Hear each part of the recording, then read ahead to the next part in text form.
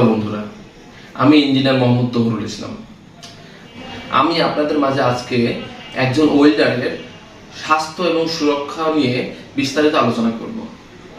একজন ওয়েল্ডার শুরু করার পূর্বে কি কি বিষয়ে সচেতন থাকবে এবং খেয়াল রাখবে সেই বিষয়গুলো নিয়ে বিস্তারিত ছবির মাধ্যমে দেখানোর চেষ্টা করব।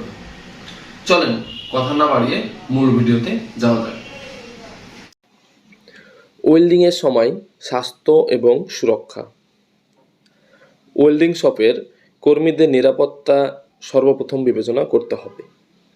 এখানে বিদ্যুৎ, গ্যাস সহ বিভিন্ন দাহ্য পদার্থের অনিরাপদ ব্যবহার একজন কর্মীর জীবনের নিরাপত্তার জন্য মারাত্মক হুমকি স্বরূপ। অবশ্যই আপনাকে এগুলো এনশিওর করতে হবে যে ওয়েল্ডিং করার পূর্বে। এখানে যে একটি বাচ্চার ওয়েল্ডিং করার প্রক্রিয়া দেখতেছেন, এটি সম্পূর্ণ একটি অনিরাপদ ওয়েল্ডিং এবং এই বাচ্চাটি যে কোনো সময় দুর্ঘটনায় পড়তে পারে, যা কোনোভাবেই গ্রহণযোগ্য না। তার হাতে কোনো হ্যান্ড গ্লোভস নেই, অন্য কিছু নেই, অর্থাৎ এই ওয়েল্ডিংটি চলবে না। আপনাকে অবশ্যই নিরাপত্তার সহিত ওয়েল্ডিং করতে হবে।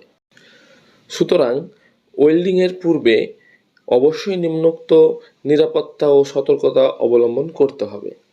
আমি আপনাদের বোঝার সুবিধার্থে প্রত্যেকটি নিরাপত্তা বিষয় নিয়ে পয়েন্ট আকারে বোঝানোর চেষ্টা করব এবং ছবির সাথেও আপনাদেরকে বোঝানোর চেষ্টা করব। এবার আমরা প্রথম যে পয়েন্টটি সেটি দেখে নিই। প্রথম যে পয়েন্টটি হচ্ছে সর্বদা গাঢ় লেন্সের ওয়েল্ডিং হুড ও নিরাপত্তা চশমা ব্যবহার করতে হবে। এখানে ওয়েল্ডিং হুড আপনাকে একটি দেখিয়েছি, যেটি অবশ্যই আপনি ওয়েল্ডিং করার পূর্বে ব্যবহার করে নেবেন, এবং যে নিরাপত্তা চশমাটি দেখিয়েছি সেটিও আপনাকে ওয়েল্ডিং করার পূর্বে ভালোভাবে বা প্রয়োজন অনুসারে পরে নিতে হবে। এবার দ্বিতীয় নম্বর পয়েন্টটি হচ্ছে সবসময় লম্বা leather gloves, welding jacket, apron এবং লেদারের জুতা পরুন। যদি লম্বা চুল থাকে পেছনে গুটিয়ে রাখুন।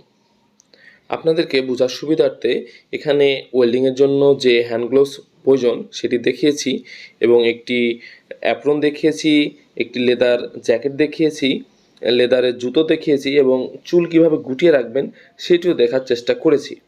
আপনারা অবশ্যই ওয়েল্ডিং করার পূর্বে এগুলো দেখে নেবেন বা পরে নেবেন। 3 নম্বর হচ্ছে কাজের কোনো স্থানে কোনো দাহ্য বস্তু থাকলে তা সরিয়ে ফেলতে হবে। অর্থাৎ আপনি ওয়েল্ডিং করার পূর্বে অবশ্যই আশপাশ ভালোভাবে চেক করে নেবেন যে কোনো দাহ্য পদার্থ আছে কিনা, যেটি আপনি অবশ্যই সরিয়ে ফেলবেন। 4 নম্বর হচ্ছে ওয়েল্ডিংয়ের পূর্বে বৈদ্যুতিক সংযোগ স্থানগুলো ভালোভাবে পরীক্ষা করতে হবে। এখানে আমি ছবির মাধ্যমে আপনাকে কিছুটা বোঝানোর চেষ্টা করেছি। 5 নম্বরটি হচ্ছে কর্মক্ষেত্রে বা কাজের স্থানে কোনো প্রকার পানি, তেল, গ্রিজ জাতীয় দ্রব্য মেঝেতে যেন না পড়ে থাকে সেদিকে লক্ষ্য রাখতে হবে।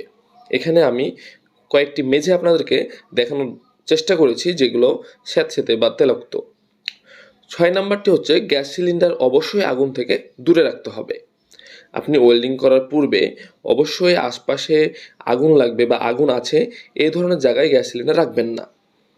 7 নম্বর হচ্ছে টিগ ওয়েল্ডিং করার সময় গ্যাস ফ্লো মিটার বা গ্যাস রেগুলেটর ব্যবহারের পূর্বে ভালভ সকেট পরিষ্কার করা এবং আঘাত যেন না লাগে সেদিকে লক্ষ্য রাখা।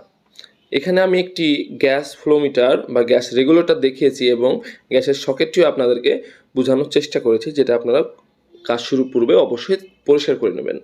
8 নম্বর হচ্ছে টাংস্টন ইলেকট্রোড ওয়েল্ডিংয়ের সময় জবের সাথে লেগে না যায় সেদিকে লক্ষ্য রাখা। এখানে আমি 2টি পয়েন্ট দেখিয়েছি, যেটি ওয়েল্ডিং করার সময় টাংস্টন রড ওয়েল্ডিং জবের সাথে লেগে গেছে, যেটি অবশ্যই আপনারা ভালোভাবে খেয়াল রাখবেন যেন এই সমস্যাটি না হয়। 9 নম্বর হচ্ছে যাবতীয় ইকুইপমেন্ট সমূহ ধাতব কণা এবং ধাতব স্তূপ থেকে মুক্ত রাখা। মানে ওয়েল্ডিং করার জন্য যে ইকুইপমেন্টগুলো প্রয়োজন সেগুলো অবশ্যই নিরাপদ এবং ভালো স্থানে রাখতে হবে। আমি আমার এই ছোট ভিডিওতে আমার ক্ষুদ্র জ্ঞান থেকে আপনাদেরকে একজন ওয়েল্ডারের স্বাস্থ্য এবং সুরক্ষা নিয়ে সর্বোচ্চ দেওয়ার চেষ্টা করেছি। যদি এর বাইরেও বা অন্য কোনো সচেতনতা আপনাদের কাছে ভালো মনে হয়ে থাকে তাহলে অবশ্যই কমেন্টস করে জানাবেন, যেটি আমিও জেনে নেব। আর যদি আমার ভিডিও থেকে আপনারা কোনো কিছু জেনে থাকেন তাহলে একটি লাইক, কমেন্ট এবং শেয়ার করতে ভুলবেন না।